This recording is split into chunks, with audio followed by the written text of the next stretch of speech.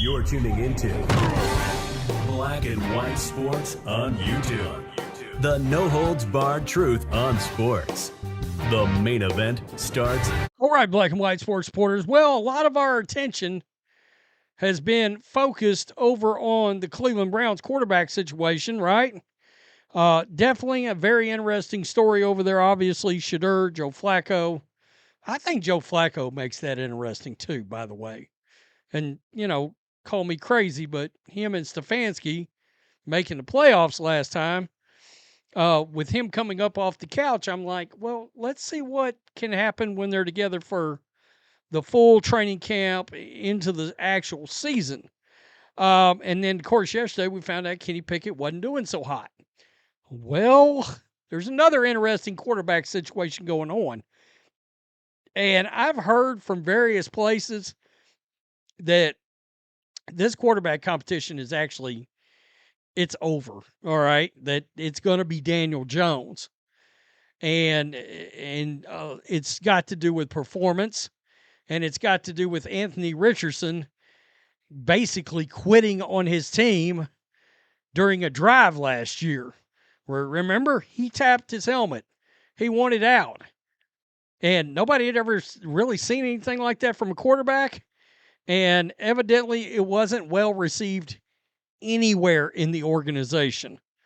All right. But the Colts have been able to sort of lean on this shoulder issue by way, as means to, hey, his shoulder's got to get better in order for him to even compete for the job. Well, supposedly his shoulder is better. Now, I'm going to be honest with you. I don't think Anthony Richardson is long for the National Football League. I don't. It's sad in the aspect that, number one, he seems like a decent kid. Number two, he got some really badass advice. I don't know who the hell told Anthony Richardson to come out in the draft when they did. He should still be playing college football. Like, literally. Like, he should have just come out in the draft. I think, well, yeah, should have just come out in the draft. Probably played at least 2 more seasons in college football and got a whole lot more attempts. Now, he would have either progressed or he would have been exposed. One of the two, right? And you can't have the kind of completion percentages he's got and remain on an NFL field. They're not even going to have you as a backup. Will he likely win the backup job for the Colts? I guess. Question mark? I mean, could they move him to practice squad? I guess. I would assume that he's going to be the backup. But at the same time, if the Colts have this little faith in him, is he even a competent backup quarterback for your team?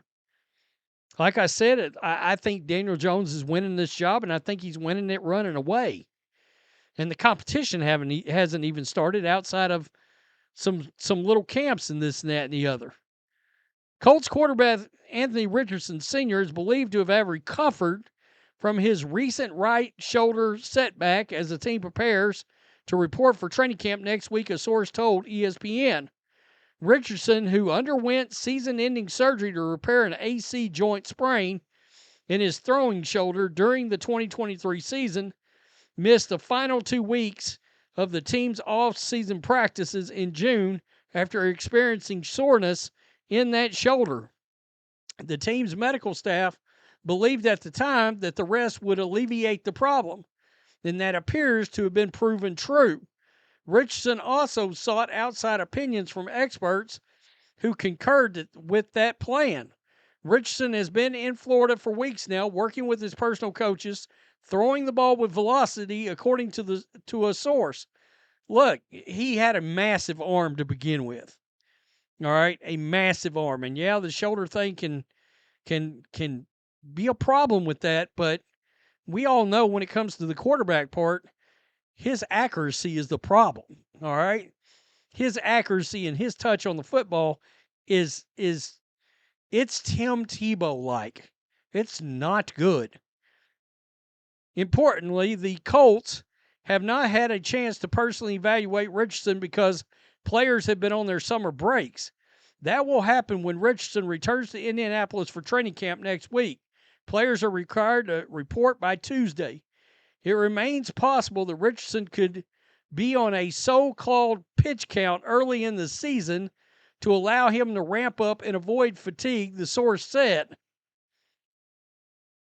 That will ultimately be decided by the Colts medical staff, but provided there are no unforeseen issues, Richardson is otherwise expected to dive into camp amid an anticipated battle for the starting job with veteran Daniel Jones, who signed a one-year, $14 million contract with Indianapolis this spring.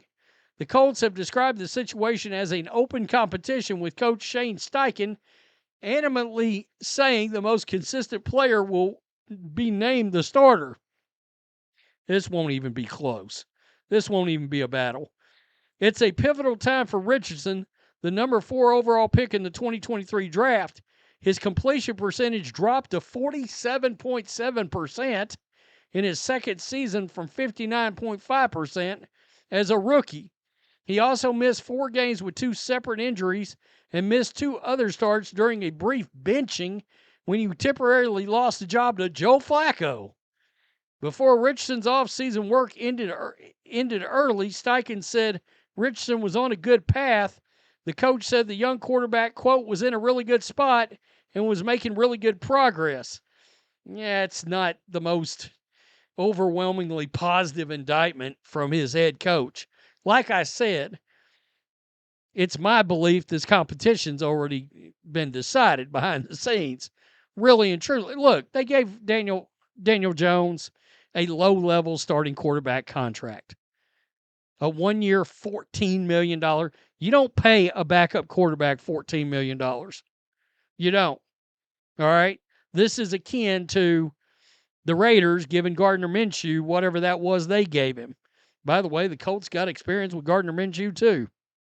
It's weird how all these journeyman quarterbacks are popping up in this Colts video. But again, like I said, a lot of the different people that I consume and that I listen to have said this thing's over, really and truly. And again, you look at the contract and you look at the lack of accuracy. They drafted this guy hoping that they could turn him into some kind of Josh Allen kind of situation. He's got all world traits, but the fatal flaw, and I don't understand. I was banging the drum when he was coming out. I was like, he's coming out too early. If you draft him, it's a bust. It's an automatic bust. He hasn't played enough in college, not nearly enough. I think he played 13 games. We see this fail over and over again. Trey Lance only played in 17 games. Actually, he only played in 16, and then some kind of bullshit COVID exhibition that they did, which was the 17th game. There's a reason why you are seeing this shift towards quarterbacks that have had a ton of playing time in college. That's going to be a thing going forward, and for the better. Bo Nix comes out, plays well, leads his team to the playoffs. Jaden Daniels comes out, leads his team to the NFC Championship game, plays really well. All right, Drake May wasn't the best, but played at times. He definitely flashed what you want to see from a future franchise quarterback. Caleb Williams, I'm not big on him, but he flashed last year. He played a lot of college football. One could argue Drake May didn't play as much as I'd like to see.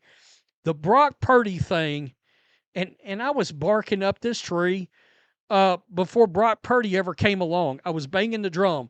Quit taking these quarterbacks.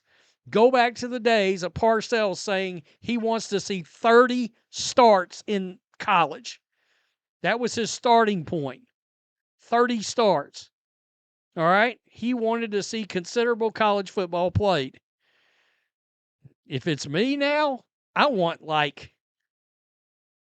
I don't know. I'd feel good if they played 35, 40 games maybe. A lot of college football. I mean, and now with NIL, I'm hoping that we're going to see quarterback play improve even more as guys come into the league because they can keep staying. especially these mid-rounder guys or these guys that are like, they're second, third. They can just stay and stay and stay. Shedeur Sanders had another year of eligibility left. He should have taken it. I kid you not. He should have taken it. And used it. Then come next year's draft, who knows? Maybe Shedeur is a first-round pick. Even though there's a whole bunch of quarterbacks coming out next year that are going to be good, I think. Tell me what you think. Anthony Richardson, nah. I don't know what happens to him. He feels like a future UFL player if that league is still around. Like, that's exactly where I see him heading. And honestly, I don't know that he can make it there either. When you can only throw for 48%, yikes. In this day and time, when really 65% is like the cutoff line. Peace. I'm out. Till next time. This is the time to voice your displeasure. I just hot off the press. Use promo code CC22. I will have a link for this shirt in the comment section pinned. Save Caitlin, fire Kathy. Thanks for watching the show. Be sure to like, comment, and subscribe. Be sure to tune in next time on Black and White Sports.